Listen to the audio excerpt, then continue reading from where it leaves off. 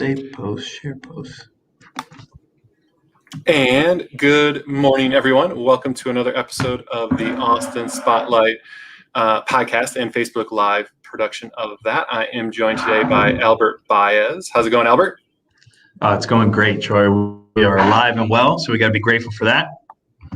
Always, yes. Albert is the co-founder and president of Blended Sense, a local Austin company, obviously with the Austin Spotlight kind of designation there. But Albert, why don't you talk to us a little bit, kind of maybe just give a brief intro of what kind of Blended Sense is? Yeah, I appreciate it. So Blended Sense is a media technology company. As you said, Troy, we are here in Austin, Texas. We started the company April of 2019. And really with a mission to connect two groups that we felt were in isolation in our local community, and that's the small business owner with the creative professional. On the small business owner side, they don't have the time, the resources, or the know-how to produce, create, and distribute the amount of digital assets like photos and videos that they need just to run their business and thrive in today's marketplace. And then on the other hand, you got creative professionals who are running around trying to make a living, doing what they love, and they struggle with things like customer service, accounting, and project management. And so what we've done is built a digital platform that really makes creative services reliable, matches the right creative to the right business at a hyper local level, and then creates recurring relationships that we foster and we invest in, so that these creatives can keep coming back, giving the small business owner the creative aptitude and prowess, if you will, that they need to run their business. And then on the other end, the small business owner now has a reliable source of creativity that they can lean on to run their business, right? And market it, advertise it, run operations, recruiting, et cetera. And we're really excited about not what we've done already, but what's yet to be solved and to do in this world. So excited to be here. Nice. And so I always like to mostly start with an origin story for people, right? Most people, especially as I'm in the real estate world, you tend to find more and more people obviously moving to Austin. So it's rare to have a native Austinite, which maybe you are, maybe you're not. I don't know. But most of us have kind of an origin story of what got you into that kind of line of work, what brought you to Austin, all those kind of fun and wonderful things. And so why don't you kind of take us back to the early days and what brought you to Austin and kind of got you going? Yeah, appreciate it. My origin story actually starts in New York City. I was born and raised in New York.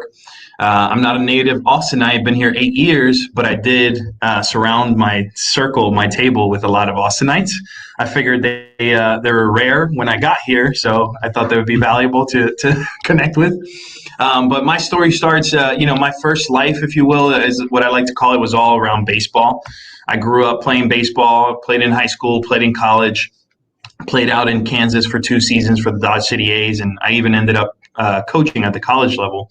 And unfortunately, I got injured, like many of that type of story. It was a real bummer. I had dedicated my entire life to baseball, and then all of a sudden, within a couple months, it was now gone and no longer an option, a real viable option for me to keep pursuing. So the reason that's relevant is because I was in a pretty bad spot. It was like 8 months of New York City bartending. It was post injury. I didn't know what I was going to do with myself. And my really good friend who I grew up with, he had just started at a company called Yodel, which is a marketing technology company, and later sold to web.com. And he basically had, I don't know if anybody out there has seen Coach Carter, but he had a Coach Carter moment with me in my childhood bedroom, kind of, shook me up and said, "Hey dude, I get it. That was tough. And I know you're hurting right now, but your friends and your family, we're still here. We support you. And there's more for you in this life." And that's when he told me that they were hiring salespeople at this company called Yodel. And I was only 8 months removed from the baseball field, so it was something that was never in my mind and my heart. I didn't think I would ever be in a corporate environment working for anyone, but it was a godsend and really shifted my life and is a big part of why I'm where I am today. So I ended up taking the job at Yodel. I sucked at sales. So anybody out there who's afraid of sales, believe me, it is not easy. It is not for everyone. But what I did learn is that it was a craft. right? And it was something that was familiar to me in the sense of I can put in work, I put in effort, I can learn and then see results. And that's what really drew me to sales and made me want to be good at it. Because up to that point, all you hear, from these Wall Street movies is it's a game of numbers, right? It's all luck. And that didn't compute to me, right? Luck. And, to me, I knew how to work hard and see results because of that work. So, long story short, I ended up having a phenomenal career at Yodel, all the way down to the exit of web.com. I was promoted within 4 months to data specialist, and then I was promoted to area sales manager. And then eventually Yodel was the vehicle that got me to Austin, Texas, because they had acquired a company called Profit Fuel here in Austin. And the big sales hub and service hub was being built in Austin, Texas. And so when they were positioning the company to sell to web.com, they needed to grow the office by about 30 sales reps a month for 12, 14 months straight. And so, they had a conversation with me and thought I was the right person for the job and wanted to relocate me. And that's how I ended up in Austin. I came down to help grow the Austin, Texas office from 300 employees to upwards of 500, 600 employees in 12 months. And I was training salespeople, 30 of them a month, in a classroom setting, 2 weeks in the classroom, and then 2 weeks on the phones. Since then I've worked for 2 other startups that all had successful exits. OpCity sold to Realtor.com. I was the 5th employee there. And then Main Street Hub, who sold to GoDaddy. And it was the culmination of all that experience that brought me to having this aha moment to start Blended Sense. And in 2018 really is when the idea came. At Yodel, when I was training these 30 reps every month, 60% of them were creatives of some sort. They were videographers or photographers or musicians that were literally selling their equipment, coming to get this job and, trying to make a living for themselves and put money in their pockets and food on the table for their families. And so that was a moment that at that point, I didn't see Blended Sense, right? It wasn't a vision yet, but it stuck with me. Wow, why this creative person is coming here to become a salesperson, right? And they're actually really good at it when they give themselves to it. That was interesting. Then OpCity to Realtor.com was where I actually, since being the 5th employee, I got to see a company built from the ground up. So that's when I got obsessed with the idea of entrepreneurship and knowing that I wanted to do one for myself one day, right? So that was kind of the second tick. And then the third one was at Main Street Hub that sold to GoDaddy. At this point, I had heard dozens of thousands of phone calls in my career, and the enthusiasm that small business owners had about getting a website up 10 years ago was now shifted to how do I get photos and videos on my website. And so I was able to kind of, just be in tune with that change in the market.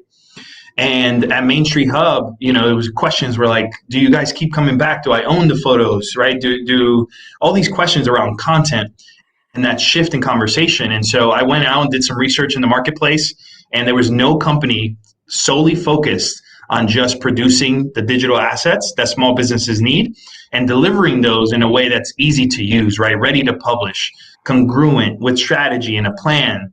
And so, combination of that 8-year career coming to Austin, getting those kind of signs, if you will, being shown to me, all led to starting Blended Sense. And it's a really been an exciting journey. And I hope that's not too long-winded of an origin story, but you said origins. We had to take it all the way back.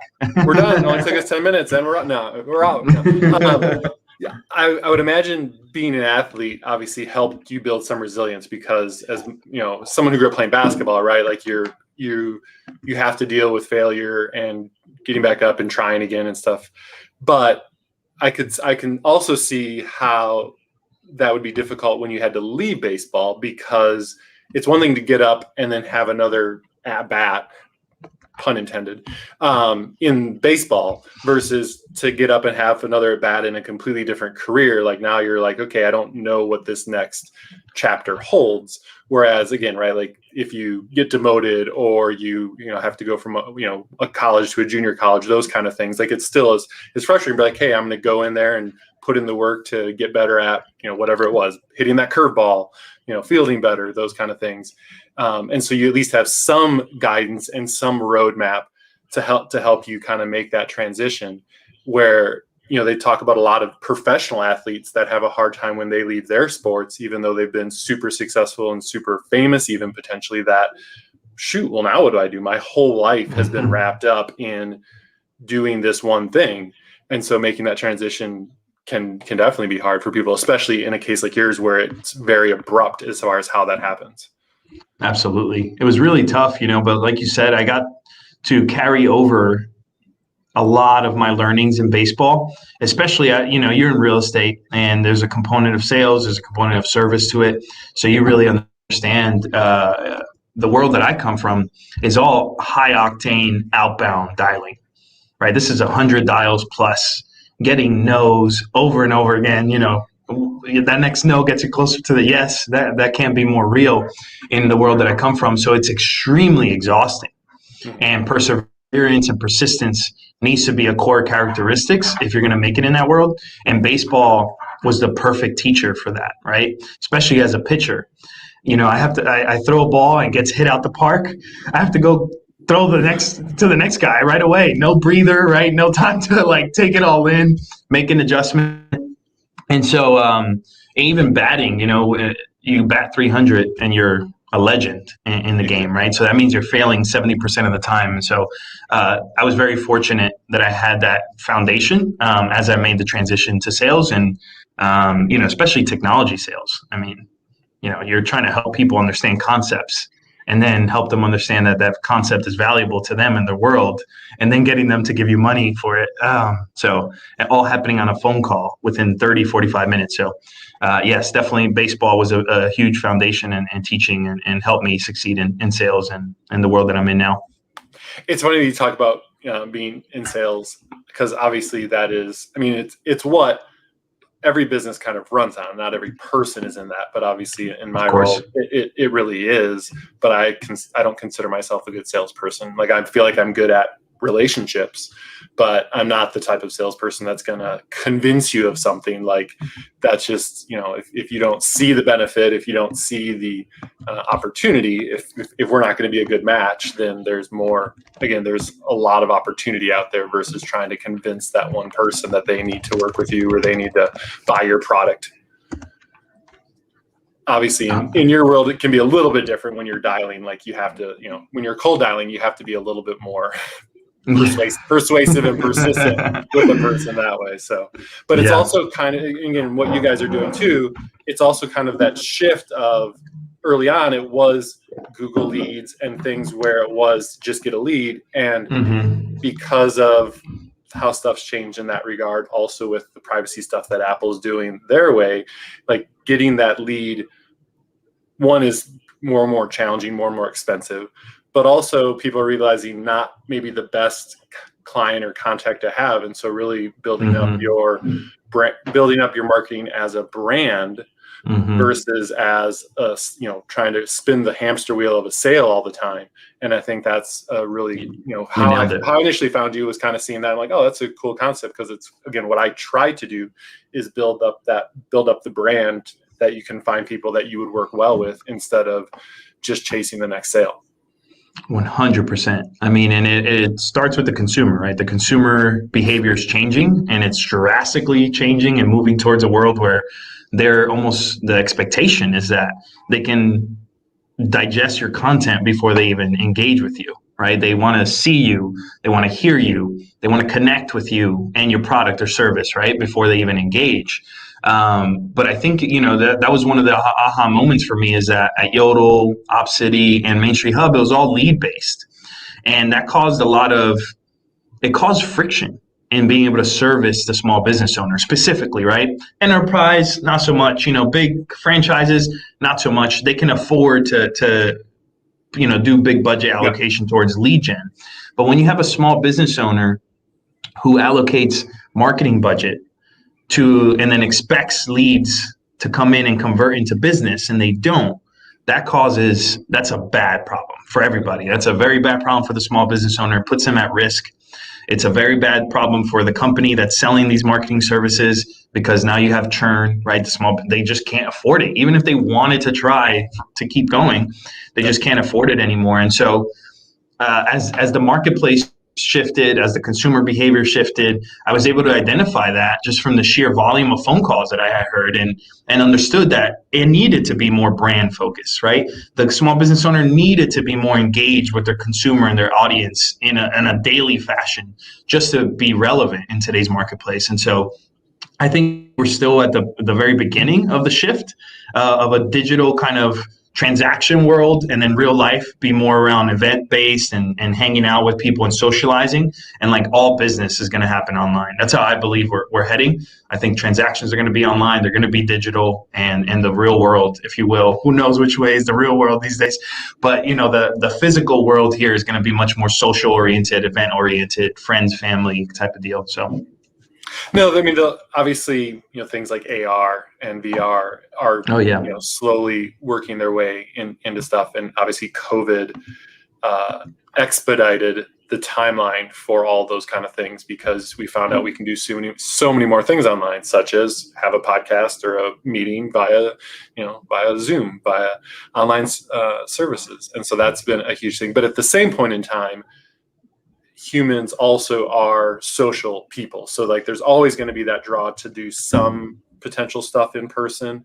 It's just like, say, I think, again, or obviously there's like car dealerships now, Vroom and a few others, that Carvana, that you can buy your car online. There's going to be a subset of people who are perfectly happy doing it all that way. And then there's going to be another set who, hey, I want to get a bunch of information online before I go in. So I'm have that information, but I want to sit in the car and talk to someone about the car. And then there's other people that don't want to learn online at all, and they're just going to go in and have the salesperson kind of help them entirely. But car dealerships have had to change their model to fit that reality, because they know they can't just people know how much a car is. They can't just say, oh no, we're selling this car for this price, because they can look on their phone and see that, well, I can go somewhere else to buy a car for less. I bought a car from Minnesota because it was a much better deal, and flew up there, bought the car, and drove it back home. Drove it down. Yep. Yeah. So there's a lot of different, again, the market is definitely continuing to change, and technology also makes that change happen faster than we're seeing in the past. 100%. There's I guess a tagline that I tend to lean on, which is, especially post-COVID, everything's changed, but people are still the same. There needs to be a social interaction before a business transaction, and that's happening online. It's that simple, right? As you just said, right? Like you probably were able to check out the information of the car, the details of the car virtually via the internet, and then maybe even connect with someone before you made the trip up there. And then you made the trip up there, got a better deal, and probably had a blast driving it down to Austin, right? Yeah, except it was winter, so it was a little tricky at that time. Well, that's your fault. Well, it's when I needed a car, and it's when the car was available. So that's just kind of how you deal with it, how it goes. Yeah. You mentioned, what was the company that sold to Realtor.com again? OpCity. OpCity. So how did you get connected with them? Yeah, so OpCity, one thing, Yodel was not just a technology marketing company, but it was an incredible data company. Yodel accumulated so much data over time. We had such a huge sales force, 5 different offices across the country dialing out every single day. So there was so much information across so many different segments: roofers, real estate agents, lawyers, dentists, etc. And so I say that because a lot of the C-suite at Yodel, including the CEO, including the 2 founders, they all spun off and created real estate prop tech companies. So OpCity is one of them. Orchard is another one that's out on the marketplace. Court Cunningham runs that. And then Ojo Labs here in town as well, which is John Berkowitz. So a lot of the Yodel C-suite actually spun off and started real estate tech companies. And that's how I ended up at OpCity. Ben Rubenstein, one of the co-founders of Yodel, and one of the founders of OpCity, basically checked in with me. It was about a year or so after the Yodel acquisition, and said, "Hey, what are you up to?" I would love to have you come here and help me build this company. And he brought me in and pitched me. And I felt so cool. I was like, why is this guy pitching me, to come join him? And that was my first time kind of, I guess getting recruited in the world of entrepreneurship in a way that felt genuine, authentic, impactful, and made me feel really cool for sure. Because this guy was like a legend, obviously at Yodel, as you can imagine, right? He's the founder, and then now he's over here pitching me to come help him start a company. So that was really cool. Yeah, versus like say larger corporate entities where you're talking to some HR person who like you would never talk to the CEO, be like, oh, this guy's done all this stuff and he's the one that really wants me. That I think that's one of the coolest components of the startup world, is that access that you get that you don't obviously get in a larger corporation. Now there's still a lot of great things that large companies do, but having those connections are so critical for continuing to foster your growth, foster your knowledge of stuff. Whereas again, with a large company, it's no fault of their own. They're trying to hit their numbers and do different things, and they work off that economies of scale, but then it's usually you doing one very specific siloed thing, which makes it a lot harder to grow and kind of just take in all the additional stuff. Where if you're employee 5 of a company, it doesn't really matter what the title is on your business card. You have probably 16 other jobs that flow into that from time to time, because it's just a matter about keeping the lights on, keeping the register full, and continuing on that way. Absolutely. No, yeah. The building the processes and the scripting myself, then recruiting, then interviewing, then training, and then managing. All those things were of my daily kind of task list. So, but it was an awesome experience, and like I said, it kind of really opened up the doors for me to understand what it took to build a technology company from the ground up. And Real OpCity sold within 2 years for nine figures, 210 million. So. Did you on any of those companies? How long did you stay with the companies that acquired those startups? I did not stay with any of them. Okay. The corporate world is still one that I don't know if I'd fit in. I'm a little bit unorthodox. So actually, all those big web.com was huge, right? And is huge. Realtor.com, massive. News Corp really is who bought, News Corp owns Realtor. And then GoDaddy, another. So I actually, no, none. GoDaddy was probably the closest one. It was within days from the acquisition becoming official. Okay. Because there's some instances where obviously some people just do it because they're planning to stay with their job. And then there's sometimes with, especially someone that, again, is number 5 at a company, that they want some of that senior leadership to at least stay on for a certain time frame to help with the acquisition and kind of blending everything together. And I'm kind of curious if you had done that, some of the vast differences. As someone, again, I've worked for some of the largest companies in the US, and then obviously now work for myself. Like, it really would be, not that I couldn't do it if I really had to, and if they really paid me enough, but like, you're kind of like, why I don't know why I would want to. I would much rather deal with I would much rather deal with the struggle and the challenges that arise from this, because running a startup or being pretty much kind of self-employed has its, everything has its challenges, but they're so much more enjoyable to me than the challenges that you deal with in a large corporation. Yeah, 100%. We just live in such a great time to be alive, right? There's just so much opportunity, and the numbers are showing it. One of the reasons why we're really excited about the creative workforce is that the numbers are becoming very clear in the U.S. workforce. And I think the pandemic's probably going to have a bigger impact on it, and we still haven't seen it. But the numbers I'm talking about is that, I don't know if you knew this, but by 2022, over 50% of the U.S. workforce is going to be freelance. And then the other majority is small business, right? Employing it. So the numbers are speaking loud and clear. The opportunities are there. And I think we live in a time where you can really carve a little piece of the world for yourself. And not everybody needs a Jeff Bezos size. So, and I think that that's what everyone's realizing, is that, there's a line to cross into the happiness threshold. Sure. And I think it's becoming much more accessible to more people, not all yet. That's obviously utopia and something beautiful, but definitely more of us. And that's an exciting thing to look forward to.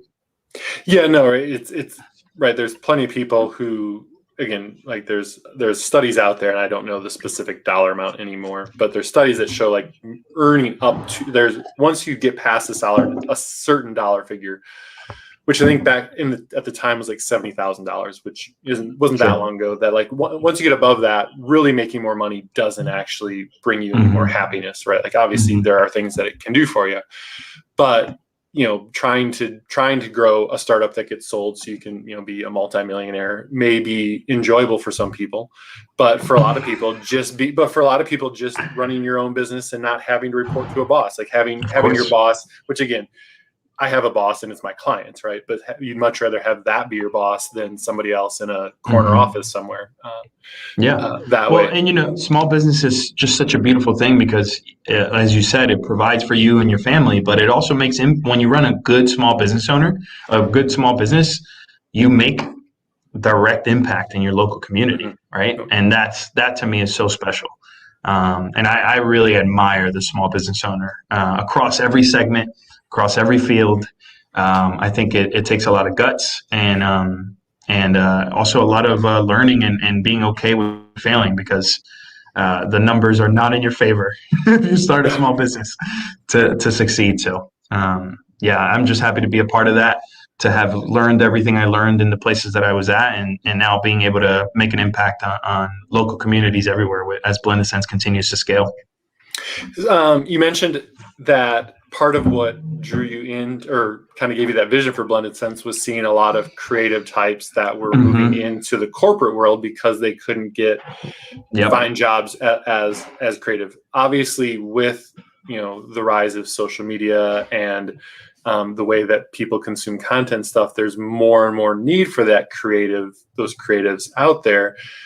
But I guess as someone who's in that world, how do you think that's balanced? Do you still think that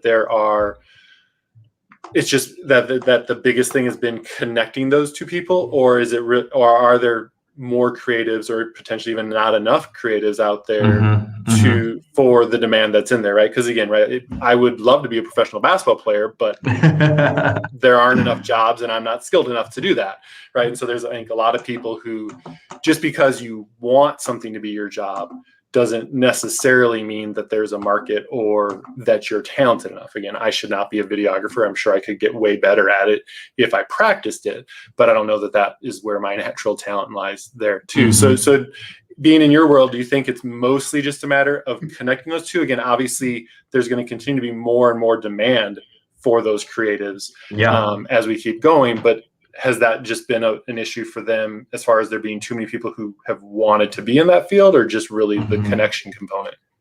Yeah, it's a great question. And this is what I'm so passionate about solving. I believe, my thought is, the demand exploded in such a way that no one was prepared for, including the supply. And I think that the same shift in workforce that we saw with engineers and software developers 15 years ago, and then data scientists in the last 10 years, is what's happening with the creative workforce, in that in order to keep up with that demand, there needs to be boot camps and all these ways of getting the supply ready for the workforce as fast as possible. So I think we are going to be a big part of that. And it's not as simple as just connecting these two, because Upworks and Fiverrs do that.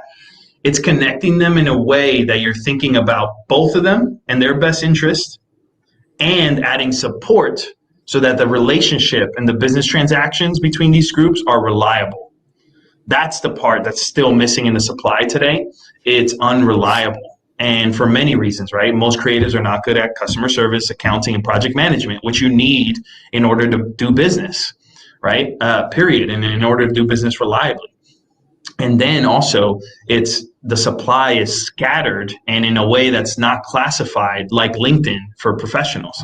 And so the creatives are out, I've learned very quickly that the book cover, what is the saying about the cover of the book? Don't judge a book by the cover. Yeah. That's with the creative. That is so true. You just never know. And so we are forging a path to bring these groups together, build technology to support both of them with their interest in mind, right? Not one over the other. I think that's what Fiverr and Upwork does not good, right? The interest is in the business, not the creative. And then on top of that is how do we support them with ongoing training, developing, right? Engagement, community. And then over time, what that's going to yield is a data set that's extremely unique, that no company has out there, that companies have fragments of it, like agencies, right? Other direct competitors that we may have fragments of this data. But we'll have a data set that's so unique in the segment, the creative professional, that will be able to be a big part of getting that workforce completely developed, matured, and ready for this to sustain the demand over time, not just at the small business level, but the brand level, right? The personal brand level, the artist level. We're getting a lot of interest from artists who are actually trying to make a living and build a brand and a business around it, right? Then I also think about education segment. Higher ed is changing. The sports world. Now at college, you can become a brand and market yourself and make money. That's different. That's just within the last month, right? And so in order to do that, you're going to need content. You're going to need assets. You're going to need to build a portfolio. And so I think when we hit the maturity of Blended Sense, we're going to be in a position where we're going to have the best supply, the most vetted supply, the most reliable supply of creative services across the country, and then be able to offer that as support to businesses, personal brands, education, events, communities, nonprofits, etc. Very nice. Yeah, I mean, I assume one of the things you struggle with on the business side of it for the business clients, again, is getting them to understand that brand marketing component of it, right? Because there's not the, hey, you're going to spend $500 this month to get, a YouTube video and this content and stuff like that put up. Okay, well, great. That's going to lead to how much in sales. And there's not a specific direct ROI correlation to that, which again, for a lot of small businesses is, well, I need that. Not even for a lot of small businesses. Yes, the business itself needs the certainty, but there's a lot of people that have gone into small business who really aren't entrepreneurs in the fact that most people don't like to live with uncertainty. And so even though the business could potentially not see direct ROI right away, just the uncertainty of not knowing when that business is going to transpire from the work that you put out there is very stressful for a lot of business owners. And I would imagine that's a challenging thing to kind of break through with why you should do this, even though it may not lead to, 3x sales in month one. Man, you nailed it, Troy. I think timing's in our favor, because the growing segment that's starting businesses is the millennial, and they are tech dependent, right? So they really understand this concept. They just don't know how to get started.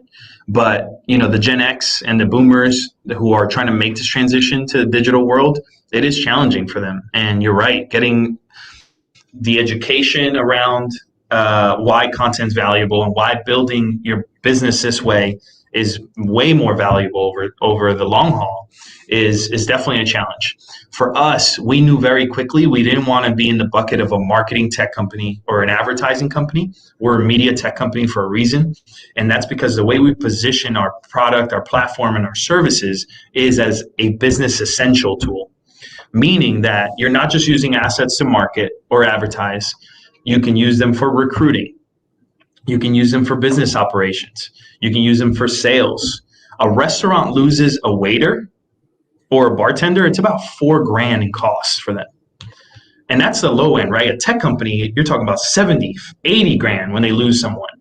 And so with assets, not only can you train people faster, quicker, better, lower money, with less effort and less cost, right? That increases in value over time every time you train someone on the video material that you give them. But also, we believe very strongly that it also helps with retention. When employees are seeing you invest in content, especially the younger demographic, right? The Gen Zs and the millennials, when they see that, they're much more, they just, I wouldn't say take you seriously, but they say, okay, wow, there's a future here, right? That I feel comfortable here. I understand this. This is relatable to me. And so we're positioning the product, the platform, and the service as an essential tool for business that in 3 to 5 years, you're going to need to turn on your content services just like you turn on your internet. And we believe that very strongly as an organization, as a founding team. And yes, it is a challenge, but we feel like the timing's in our favor as the millennial group continues to be the dominant figure that's starting businesses today. But still a challenge, with anything that's new. The world of content's been here for 10 years now, right? But the idea that you need to invest in that as an essential part of your business is still very new to many. And that's been a challenge for the small business sector, period, because they don't have access to marketing experts and CMOs that are, going into a meeting with the CEO of these big conglomerates and these big brands and telling them, this is what's trending, here's the data, this is what we need to do next. And so the small business owner, historically, in my time at least, working in the segment, has been behind a little bit when it comes to these trends, right? And we're hoping to be a company that really puts them in front of it for the first time, right?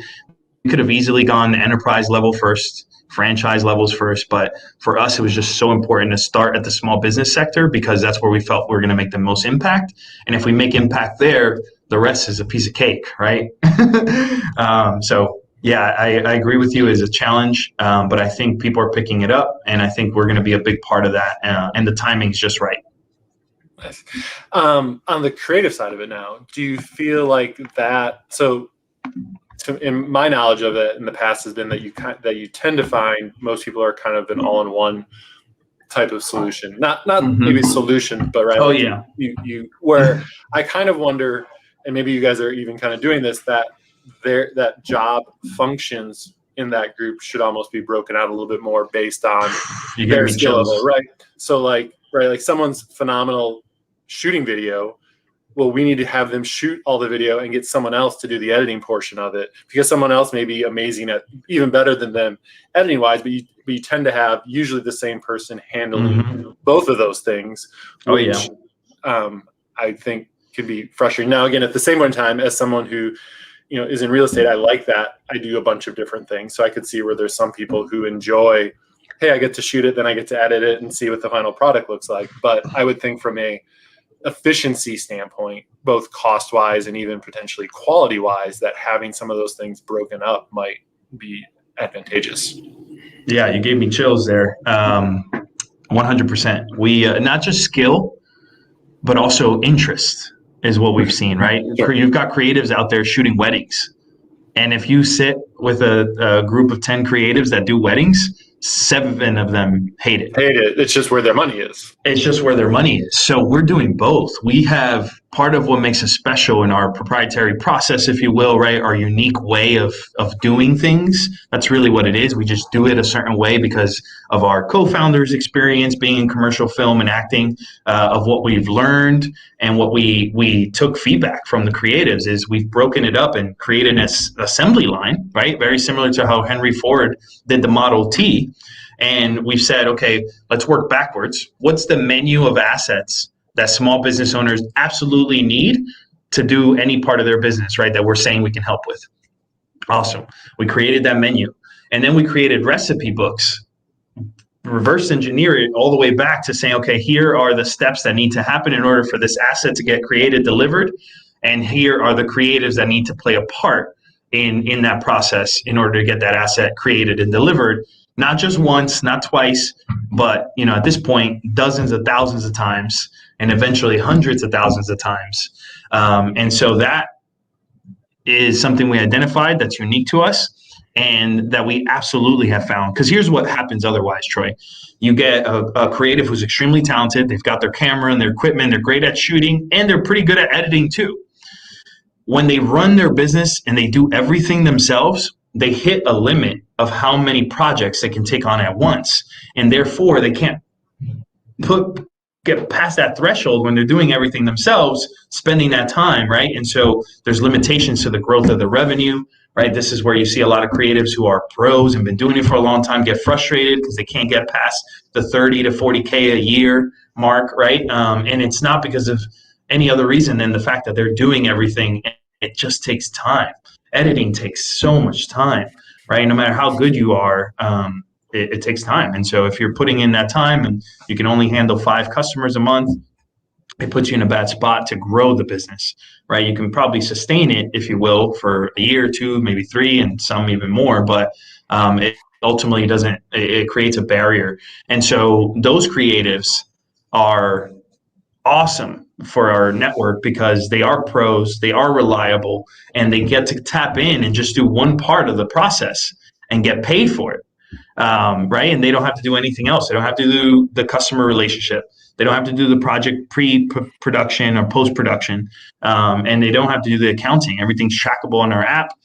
They get a text message when they're matched to a gig. They accept the gig. Once they accept the gig, they see their pay rate for that gig. Everything's very transparent. And so it brings peace of mind and it brings supplemental revenue where they otherwise wouldn't have had it. So you nailed it. And we're very excited of the way we're attacking this and how we're breaking that up. And I think the caveat is it's not even just skill, it's also interest. And that back to that unique data set that will accumulate over time is that we'll know which creatives are interested in what types of projects. And that's important because it adds a phenomenal experience for the end user, which is the small business owner, when you've got people enthusiastic and excited about showing up to that project and that gig. Nice. Yeah. So what's on the horizon for Blended Sense over the next, 12 to 18 months? Right now we are in what they call hyper growth. We brought in a chief operating officer back in May, Ransom Tucker, and we are in a position right now where we're full throttle growing into all of Central Texas. So Dallas, Fort Worth, Houston, and San Antonio, and then with a secondary market in New York, New Jersey, as we continue to test the technology and make sure that we can service customers anywhere in the world. Once we've proven that out over the next 12 months, we're hoping to start expanding into major markets across the U.S., Miami being a really exciting one, especially in the Spanish-speaking Latino market. And we plan to be a bilingual, multilingual platform over time as well, so that all these local communities can get the service that they need and get connected with the people that they need. In the short term, right now, we've just released a brand new feature today into the application. It's called production credits, credit allocation, and content plans.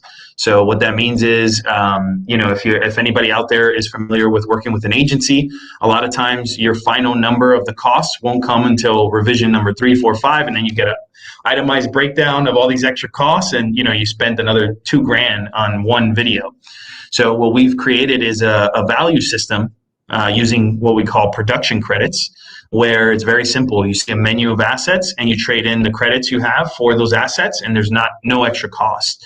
And that's all going to be tracked and managed in the app now. So when you log in and you go on your user account, you see how many credits you have available, the ones that you've allocated, what did you allocate it for? And then in your content kit, which is what we deliver every month, you can see that progress of all of those assets as they're being created and delivered to you all the way until the content kit is completely full. So a lot of technology developments, a lot of growth, and right now we are bringing on creatives every single day. So it's www.blendedsense.com/creative network. Apply. It is a pretty strenuous process, but that is to make sure that the supply is reliable, right? And that's a very important part. So very appreciative of being on here with you, Troy, and I really appreciate your questions. They were very thoughtful. Yeah, no, for sure. Glad you make it. For those, those people who have more questions and stuff, what are the best ways to kind of get in contact? Yeah, my email is just albert@blendedsense.com. And then across all social media is @BlendedSense. Instagram is where we're most active. LinkedIn and Facebook, we're active as well. But if you're looking for tips and tricks around how to be on camera, how to prepare to be on camera, small business owners is the first time they're doing something like this, please follow us on Instagram, and we're posting stuff there all the time. And something brand new, this is probably the first time I'm saying it publicly, but if anybody out there is familiar with Progressive, Flow from Progressive, and Mayhem from Allstate, the Content Monster is our mascot, and she is making a full-fledged appearance in the next coming week. And it is going to be an entertainment segment on YouTube where this content monster peers and pokes fun at many small business owners, but also is very helpful, and they provide a solution. And so stay on the lookout for that. Content Monster will be live here in the next week or so. It is hilarious, and you will see one of our co-founders playing both roles of the Content Monster and the small business owner. So Nice. all exciting stuff. Very nice. Sounds like a full day and full year ahead of you guys still. Absolutely. We're still at the beginning. So really excited for all that's to come. Awesome. Well, I appreciate you taking the time to join me today, and look forward to kind of staying connected with you. Absolutely, Troy. Thank you so much. I appreciate you. And God bless. And Austin's an awesome place. So I hope all you viewers are here in Austin. If you are, connect with us. Yeah. Coffee and for sure. Thank you, guys. Definitely. Love it. Thanks a lot, guys. Have a great day.